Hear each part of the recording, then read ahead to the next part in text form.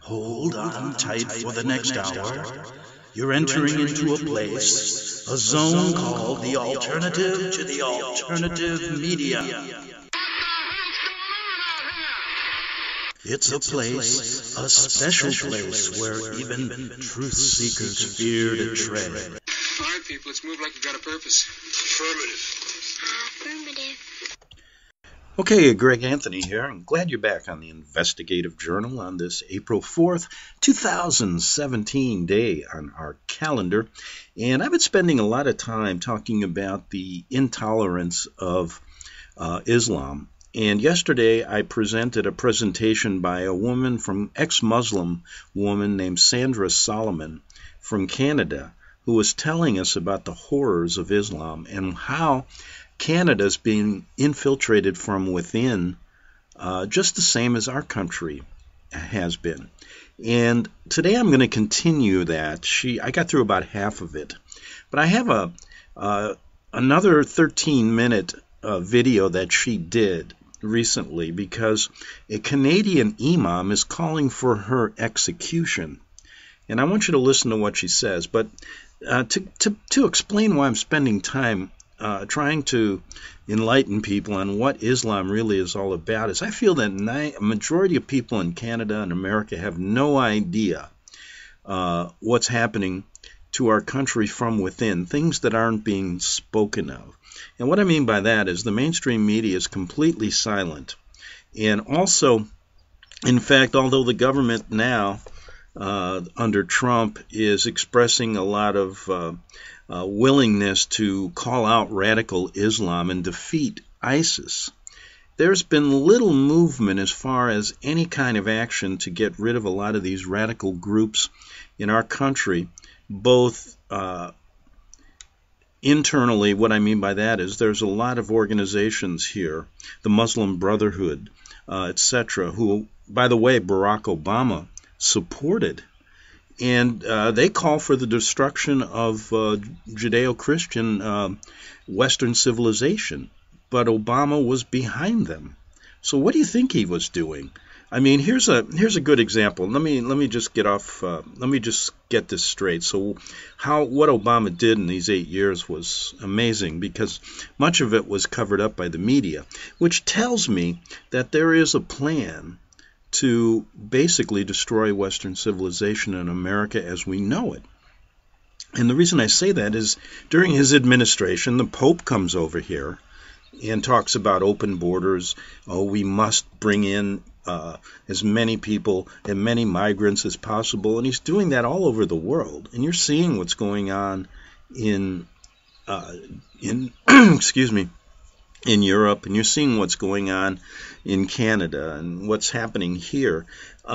So we have to put an end to, we have to realize, unless we understand what's really happening and what Islam is all about, we never will solve the problem. And what I worry about is that even under Trump, we're dealing with radical Islam from the view of ISIS, but we're not dealing with the people that are here already infiltrating from within, i.e. Fethullah Gulen. And we've talked about that Imam who has been supported by the American government with all these charter schools. He's being funded by the tune of $500 million a year, setting up these so-called, in quote, moderate Muslim schools. And Trump has done nothing to talk to the leader of Turkey, who wants Fethullah Gulen back in Turkey, extradited, because he was involved in the overthrow of that government. So there's a lot of things going on behind the scenes.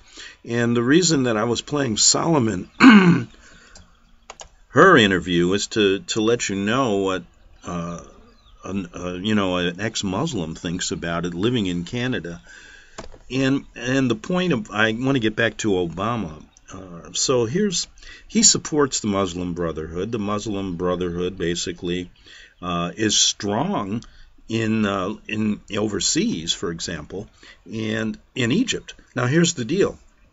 Obama supported Morsi in Egypt, who was overthrown by al-Sisi now, who's basically against the Muslim Brotherhood, and Obama gave al-Sisi, the leader of Egypt, a cold shoulder. And now the leader of Egypt here was talking with Trump. Now, fast forward to Israel. Obama was no friend of Israel, and in fact, he spent $350,000 in money from our State Department to try to get rid of the Israeli prime minister in the last election. So, you know what Obama's intentions were, and that was to basically infiltrate this country and not only overthrow it by giving millions and millions of dollars to Iran and allowing ISIS to grow, but by creating an environment here of Islam is tolerant, and you can see many speeches that he gave. And so I wanted to let people know it's not a tolerant religion, and what they'll do when their numbers are at a minimum like they are here is they'll try to assimilate, but yet they're deceiving everyone by saying that Islam is tolerant. So this woman really hits the nail on the head. And the two things, people really don't understand, and don't understand really what the Koran says, and they don't understand who had a hand in even creating Islam, creating this religion of intolerance. So let's listen to what Sandra Solomon has to say about this Imam calling for her execution. Hello everyone, this is Sandra Solomon from Canadians Against Islamization Movement. Today's video about Canadians imams who wants to see me executed. The first imam, his name is Shahrayar Sheikh. He served as an imam of Islamic Society of Kingston, Ontario, and he also served as the president of North America Muslims Foundation and the imam of Masjid Qurtuba in Scarborough. He also took a part in Da'wah, which is introducing Islam to disbeliever, with activities affiliated with the Islamic booth at Toronto Dundas Square. Supporter of the establishment of the Caliphate, the Islamic State, Shahrayar Sheikh believes that the Islamic law, which is Sharia law, is essential to maintain a healthy and moral society, which can be achieved by using the Islamic punishments, which is execution, crucifixion, flogging, as effective deterrent against potential criminals. In this regard, he emphasized that punishment for apostates, Muslims who leave Islam, is execution. Other imam, his name is Sheikh Ahmad Abdul Qadir Kandil. He is Egyptian. He was in 1990 till 1996 an imam for several mosques in Cairo and Alexandria, and worked for 8 years an imam, preach and teacher for Egyptian Ministry of Endowment. In Canada, Kandil, he worked as a teacher for Arabic language and Quran in private schools in Edmonton and Montreal, and was for 2 years the imam of Al-Rashid Mosque in Edmonton before he moved to Laval and served as imam of Al-Jisr Mosque. The third imam, his name is Saeed Rajih. He is the founder of a Sakina Center in Scarborough. He justifies the death penalty in Islam for apostasy. Of Somali descent, Saeed Rajih, he's a founder of Masjid Al-Huda in Montreal, and he's an imam at Masjid Aya in Maryland, and Abu Huraira Islamic Center in Toronto, an advisor for Muslim Youth Magazine, and a member in Al-Aqsa Association. And he teaches and travel for Al-Maghrib Institute. And he also holds a post for chairman of the Journey of Faith Conference. And I also wanted to mention about a book they handed from the Dawah Center at Toronto, Dundas Square. Activities at Dundas Islamic booth at Toronto Dundas Square handed out copies of the book. The name of the book is A Human Right in Islam and a Common Misconception. Authored by Abdul Rahman Al-Sheikh. The sticker at the back of the book, it says, Walk in Islamic Info Center, 25351 Dundas Street West at Toronto. The phone number 647-994-6807 and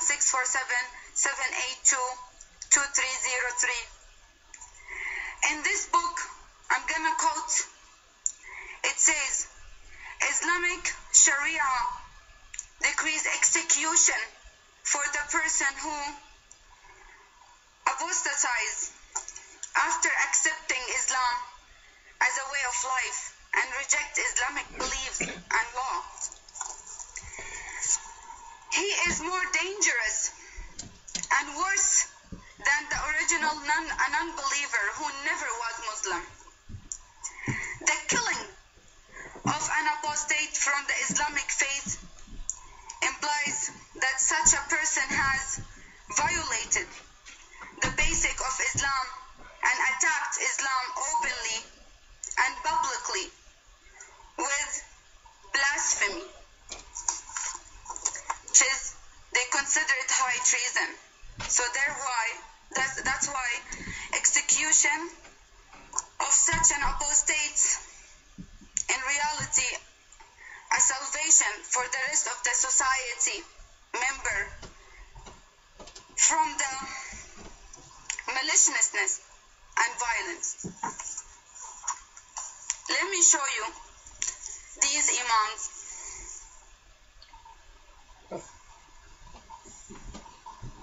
When a person in an Islamic state apostatizes, leaves religion, let Allah be a witness that I'm telling the truth, that the punishment for apostasy is death. Anybody telling you or remember anything else, wallahi alazim, they're lying to you.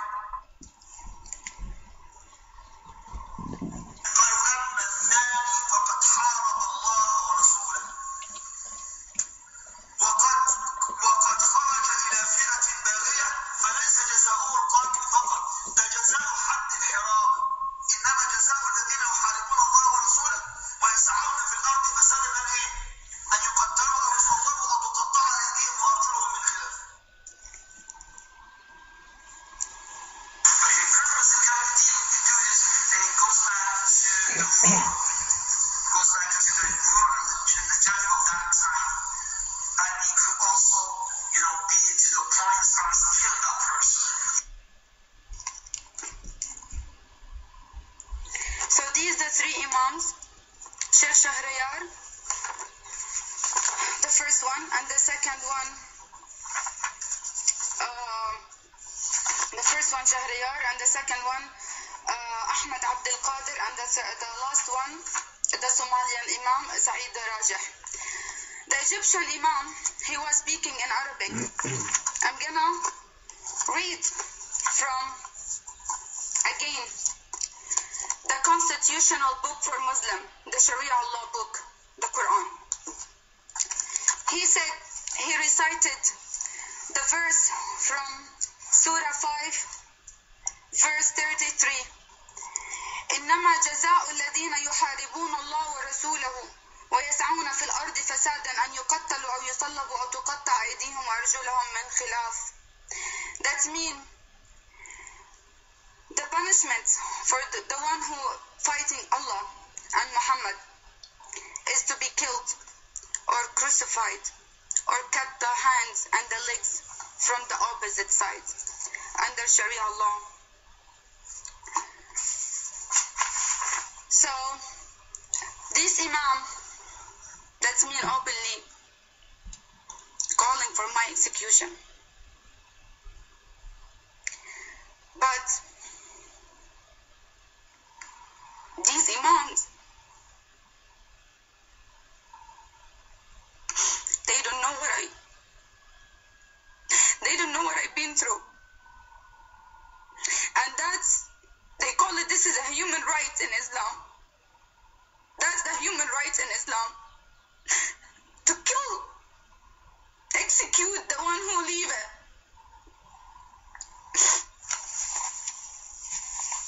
I escaped Sharia law to come to Canada for my freedom, to feel safe.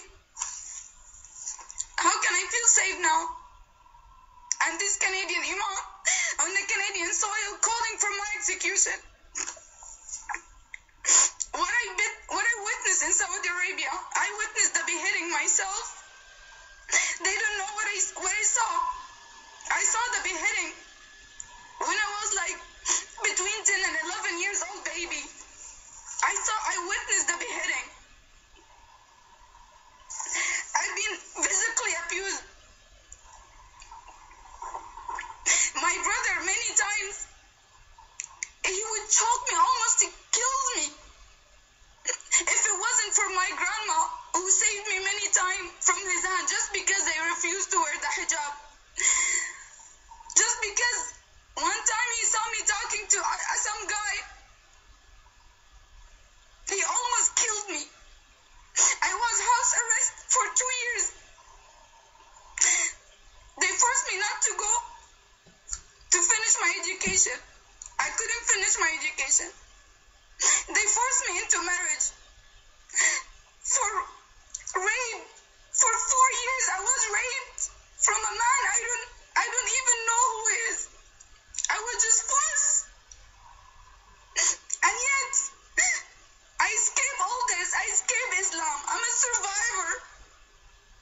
And yet I come to Canada to hear these Imam calling for my execution. I ran away from back home. They wanted to kill me.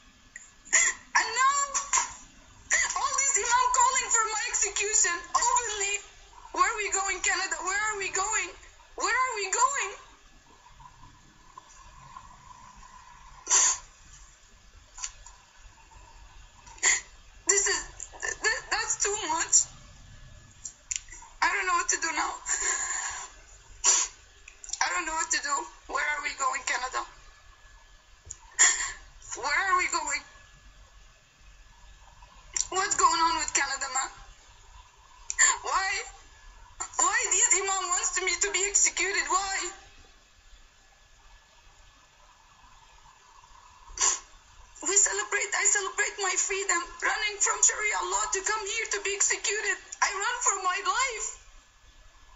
It's coming after me here. It's coming. It's not leaving me. It's not leaving me. I feel free, but now it's here.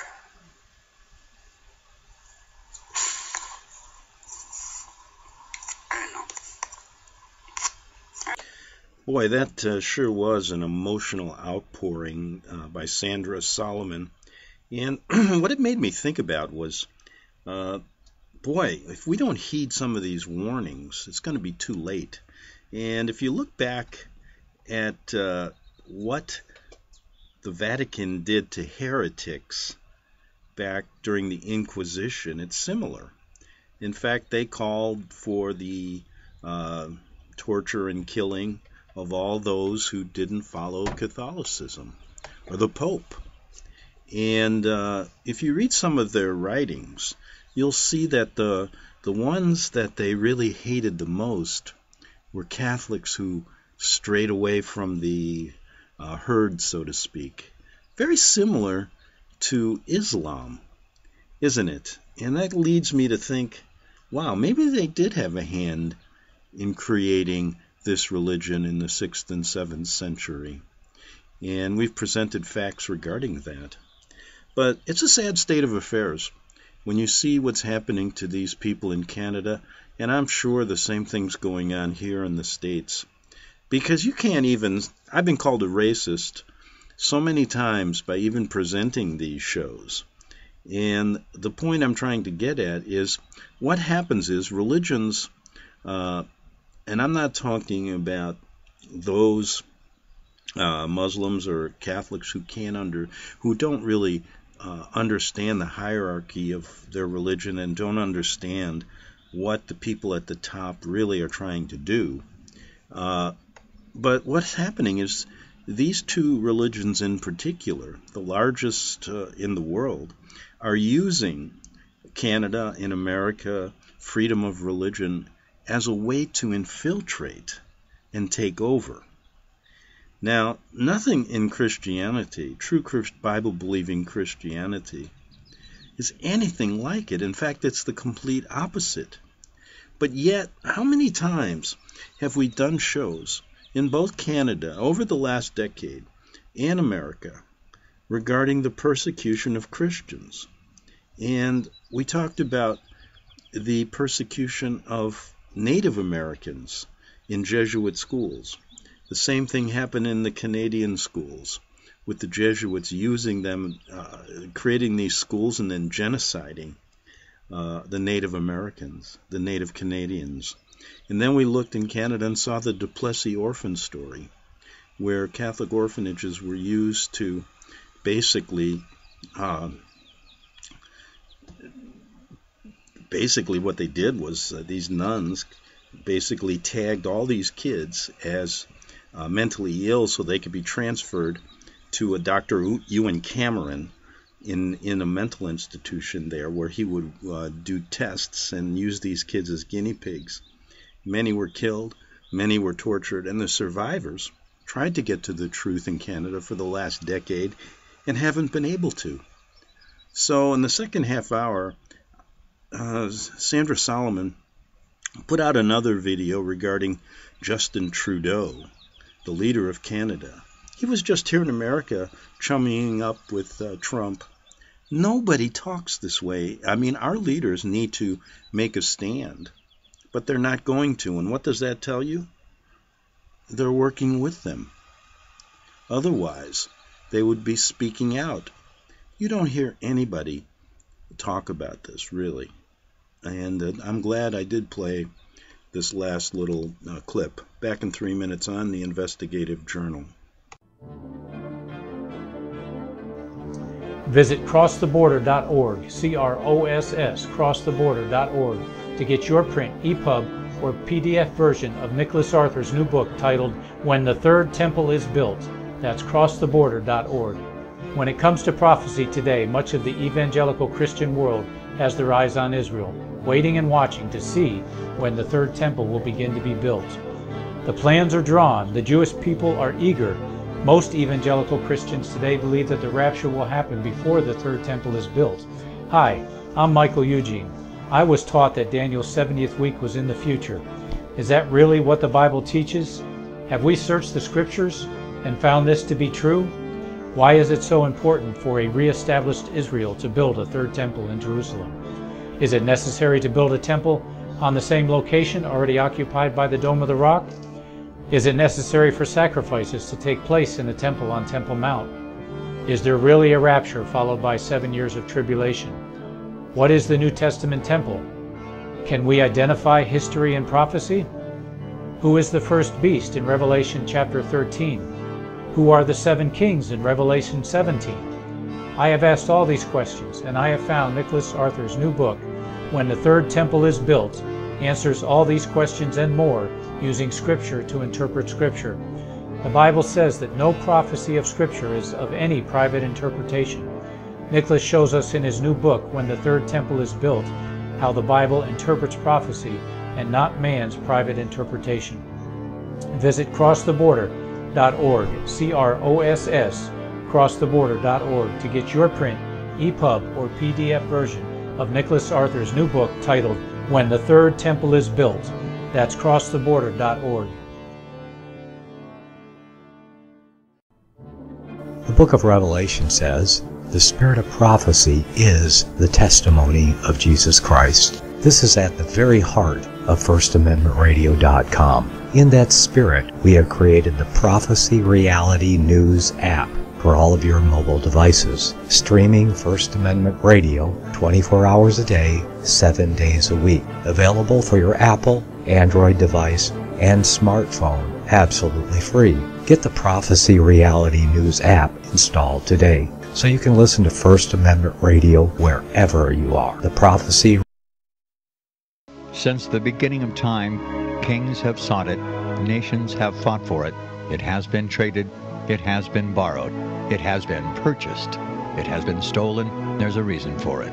To secure the blessings of liberty to ourselves and to our posterity.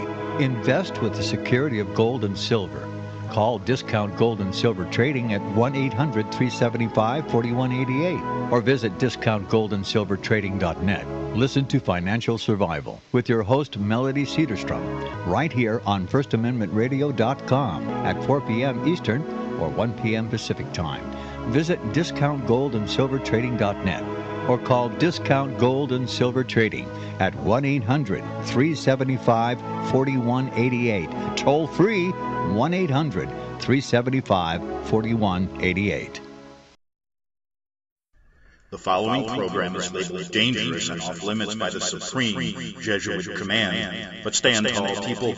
Listen up, and you may just learn something. Oh, dear Lord Jesus, this ain't happening, man. This can't be happening, man. This ain't happening.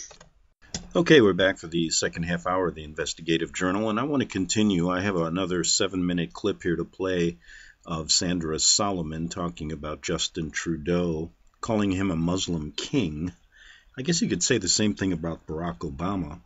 But the point I want to make is I was talking about freedom of religion and how it invites every possibility. I mean, it's great. We can all practice the religion of our choice. But when you look at the religions of Islam and Roman Catholicism, they're more of a political institution, more of a social institution, more of a legal institution. And they're very similar in that regard. And I believe they're using religion as a front. And so we have to realize that we're vulnerable for these groups. And what happens is when we have a compliant government and media that doesn't protect the people or allow it to even know there is a problem, then we're in trouble. Yes, in trouble. And the problem that we spoke about many years regarding the Vatican and all of their concordats all over the world and what they're really all about behind the scenes, the control of our political and judicial system. It's apparent when you see what's going on. But we have a group of people, our people are not told the truth. The truth is being hidden from them. And I learned about that when I worked in Rome and saw things up close and personal there that were never being reported here. And so now when we look at this migration now and this influx of Islam into all these Western countries, we have to heed the warnings of the people, because your governments and the media are not going to tell this story. And if you did hear something like this on mainstream, you would be called a racist. You would be the one that would be attacked, just like Sandra Solomon is. Okay, so let's play this, and then we'll continue on. It's about 7 minutes. Here we go. Okay, hello everyone. This video today about a Canadian Imam who's thanking Trudeau for betraying Canada. Check this out.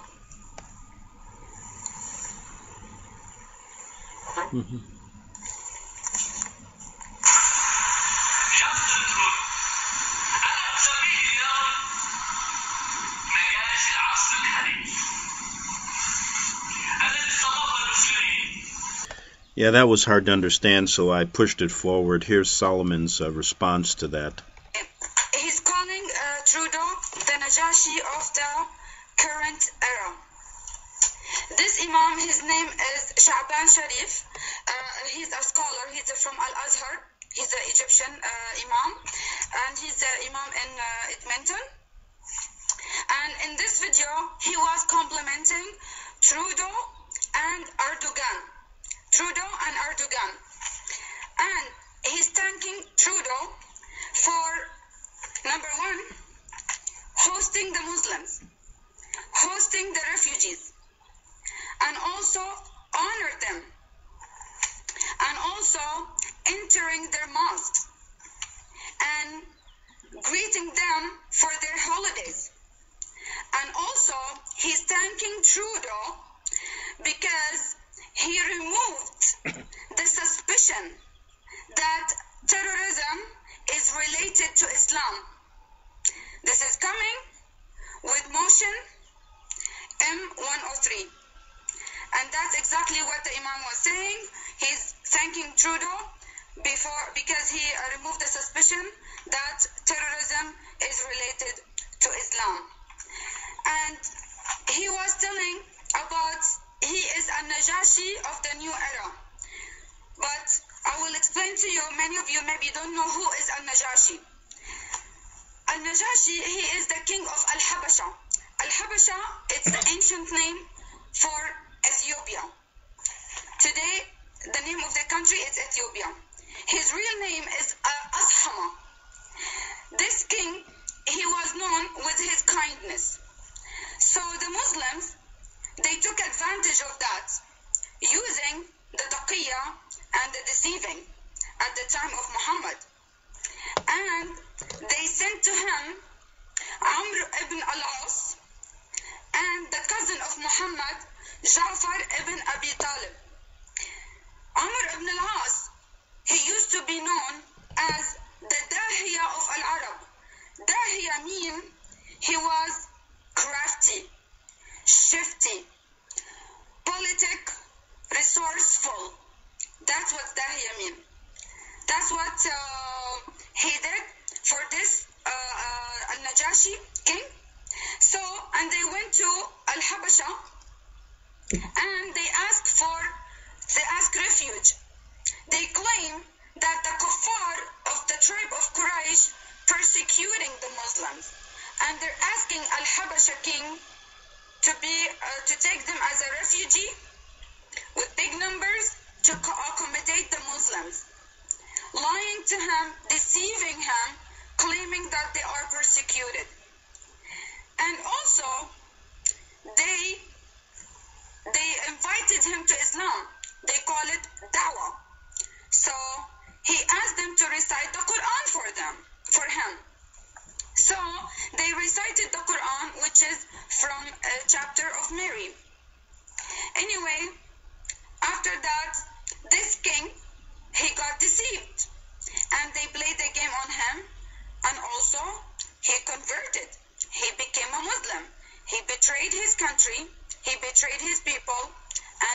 Muslim, because also they brought to him lots and lots of gifts.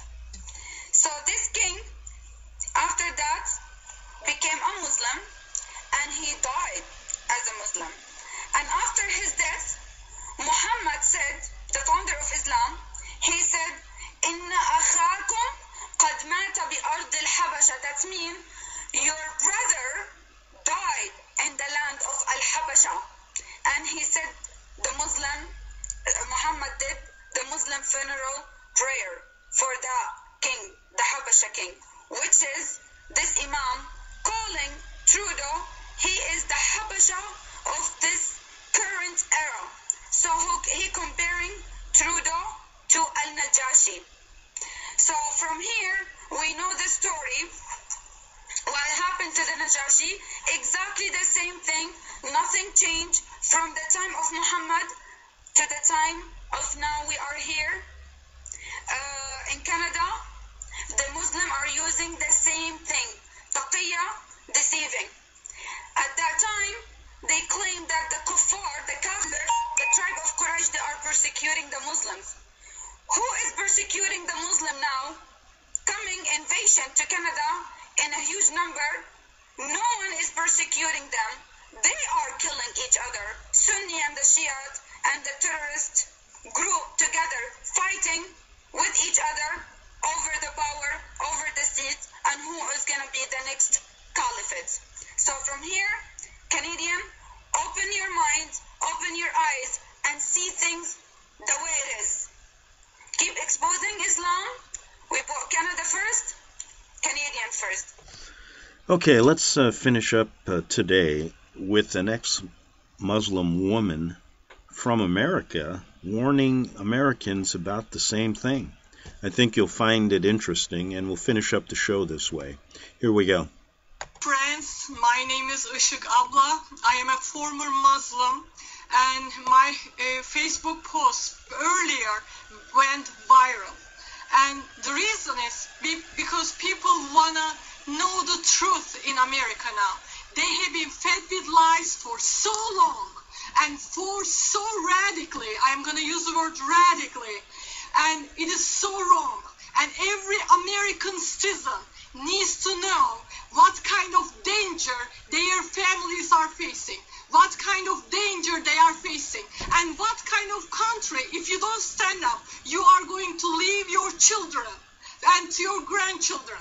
And this is not fair, folks. And I want to talk to you today. Listen, God chose the foolish things of the world to shame the wise. And I am one of those foolish things. Take me as a fool, but listen to me. Give ear to me, because this is about your life. This is about your children's life. This is about your safety. America is in danger because of radical Islam. Listen, there are several types of Islam and several types of radical jihad. And I want you to give me your ears, please, please, I'm begging you. There's legal jihad. It is happening right now in the United States. They want to bring the Sharia law. Look at, search on Google, because media is not telling you the truth.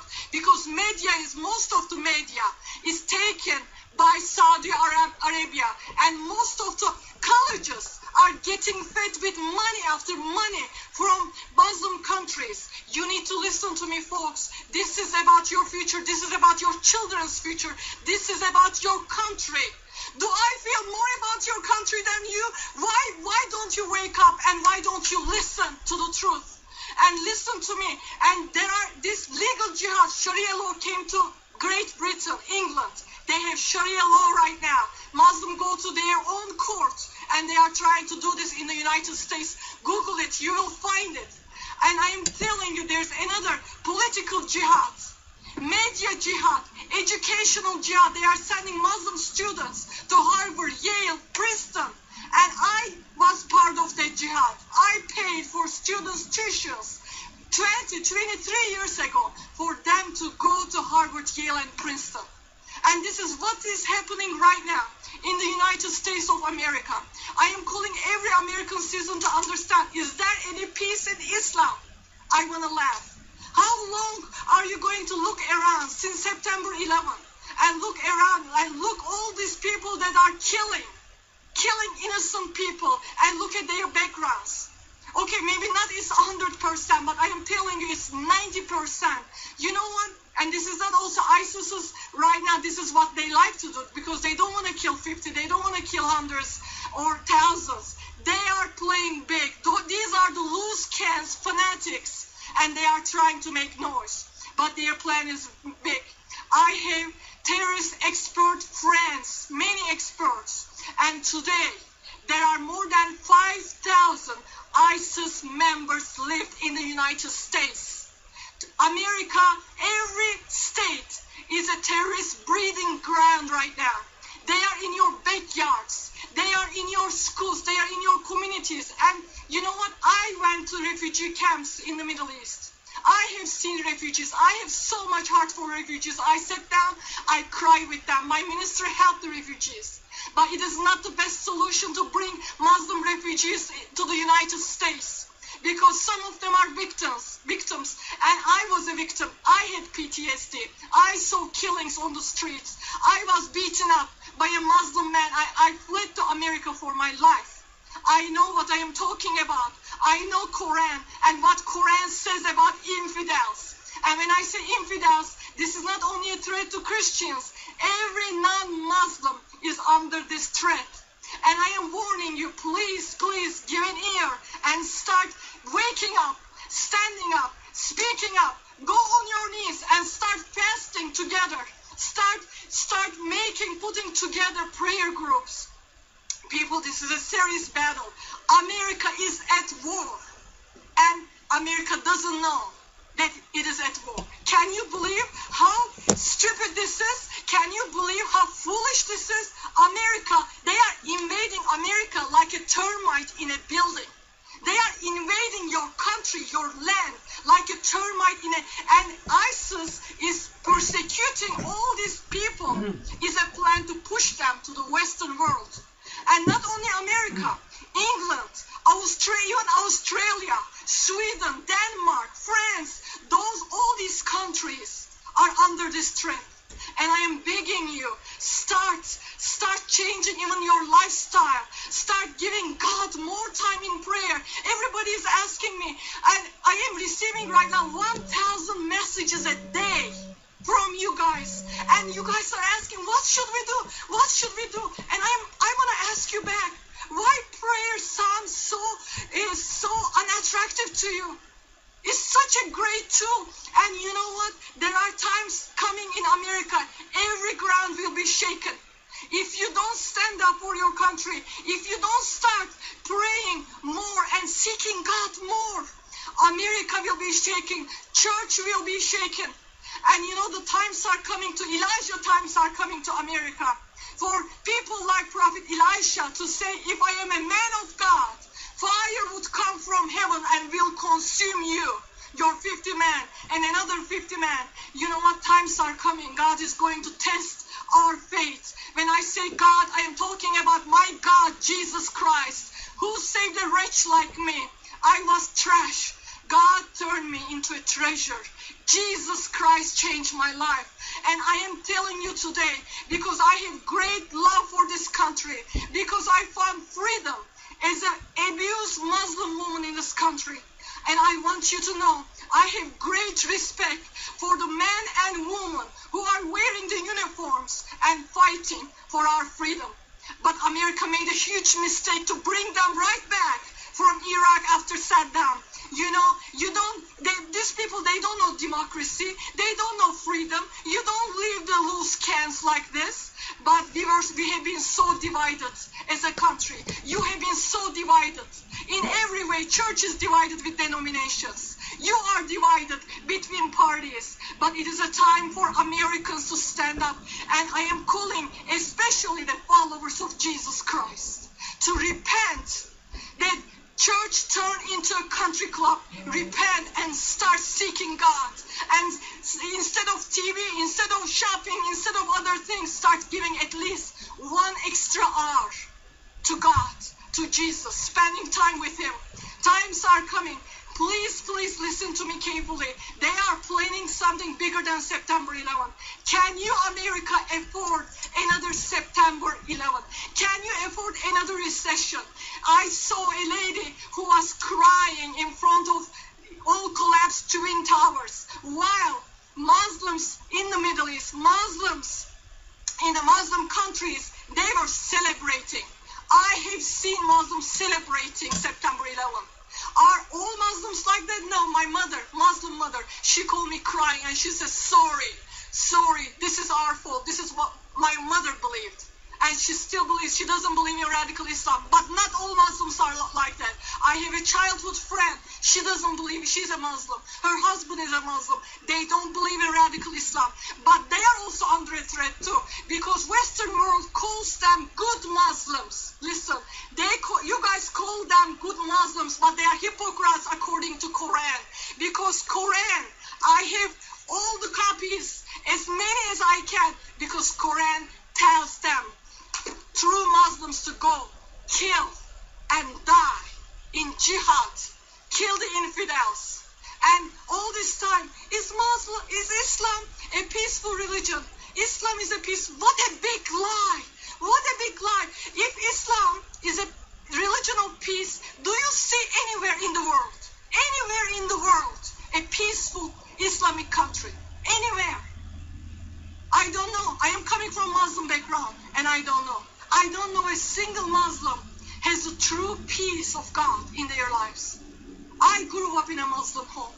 My mom still prays 5 times a day during the month of Ramadan. Right now, she's fasting every day. And we Christians, we don't fast. They fast 30 days during the month of Ramadan.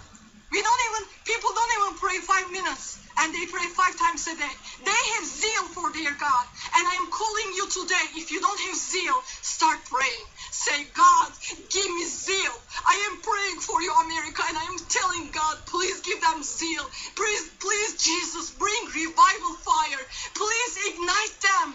Please consume us with your love. And this message is not hate towards Muslims. This is a love message. Jesus Christ died on the cross for Muslims. Jesus Christ died on the cross for all creation. And I am calling you today, if you're a Muslim, I am speaking to you, my friend. Listen, you need to start asking this question. Can this be God? Can what I believe is God? And most of you don't know Quran. Start reading. Start reading with second book, Al-Baqarah, and second book, and 191 to 193, where it says kill all infidels. Start reading. Start reading about beheading in the Quran, cutting, fingertips in the Quran. Start reading. If you don't know about Quran, start reading right now, my Muslim friend. It is time for you to ask, can this be God? And today my prayer is for you, America. There will be a great awakening in America. There will be a great revival. Not a circus revival, not a prosperity revival, not a show business revival, but there will be a revival that God will come and pierce our hearts and rends our hearts. And then we will be so sold out to Him in every way that we will walk like Jesus walked. We will talk like Jesus talked. We will love like Jesus loved. This is a kind of a revival I am praying. And if you are praying, go and like my Facebook. Sign up. Let's stand together. Let's lock our arms together against evil. And I have to tell this to the government, U.S. government. If you are not fighting against evil, you are part of it. If you are not fighting against radical Islam, you are part of it. Muslim Brotherhood is in the government. Muslim Brotherhood is in America. It is time for America to wake up and stop believing those lies that you hear every day on media. No, start turning America into a country, into a nation that once it was before. And that country that made me come here because I was looking for freedom. But I am calling all true Americans, all true Christians, start going on their knees. This is a time, folks. We cannot shake hands with the cobra. You cannot take the lion into your house and try to make it a pet. And we cannot shrink back and try to apologize, try to say, oh, no matter what you do, they have an agenda. No matter what you do, this is an ideology. They are there to erase you. They there to burn your flags, and which they are doing under the quote-unquote freedom. This is the time for us to turn to God, humble ourselves, repent, seek His face, and then we are going to see great awakening. I don't know what next few months are holding, but I can tell you this. God is always faithful to His remnant. Always, and He knows the names and the numbers of the remnant. I am calling today all American Christians to be part of that remnant. I am calling even people in Great Britain, England. I am calling people in Europe, in Australia, be part of this remnant. Be part of it. And I feel like I am not even a preacher. I am not even a speaker. Listen to me. I feel like, like in old times, I used to see movies that people would go in America town to town and recruit people. I feel like I am recruiting people for God's army. Do you want to sign up in God's army today? Today is the day to sign up in God's army. Repent and seek His face, fast and pray, and become a better follower of Jesus Christ. I love you. God bless you. Okay, that was a very impassioned plea. You heard it from a ex-Muslim in Canada, a woman from Canada, and an ex-Muslim woman here in America, saying basically the same thing. People are ignorant of really this agenda that's being pushed on them, and we have to figure it out. She did end by saying, putting this up on her video, it's worth reading. She said, "For God so loved the world that He gave His only begotten Son, that whatsoever believeth in Him should not perish, but have everlasting life." And so although it seems as if the cards are stacked against us, we have to figure this out and then realize our only choice, our real only salvation is in God. And hopefully people will pass this around, my show around, and we can start enlightening people about really what's happening in our country as well as in Europe and in Canada. Back tomorrow on the Investigative Journal.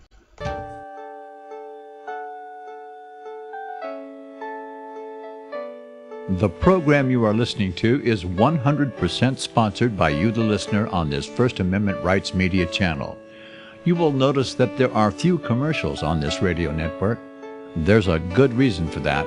Corporate advertising dollars come with strings that limit program content. So without your help, these programs cannot continue on internet or our several affiliates. If you benefit by the educational law programs, we ask you to give. If you are admonished or nurtured by the Bible and ministry programs, we ask you to give. If some voice a cause that you are passionate about, we ask you to give. If you believe in any of these, we ask you to support them as you would a missionary on a continual basis, as if giving a tithe for missionary radio. These programs are not commercially viable and must be supported by those faithful to the cause of truth. Look for the button to sponsor your favorite programs at our listen and schedule pages on the internet. Then, when you subscribe, we will send you the last quarterly MP3 CD of that program immediately, and continue to do so with each new quarter. We will also give you unlimited archive access to all of our programs. We're asking you to give much less than a tithe, so that you may also send support directly to a particular program host, cause, and anywhere else the Spirit may lead you. Do all to the glory of our God and Creator, for His holy nation, the only kingdom that will last forever. Thank you for listening.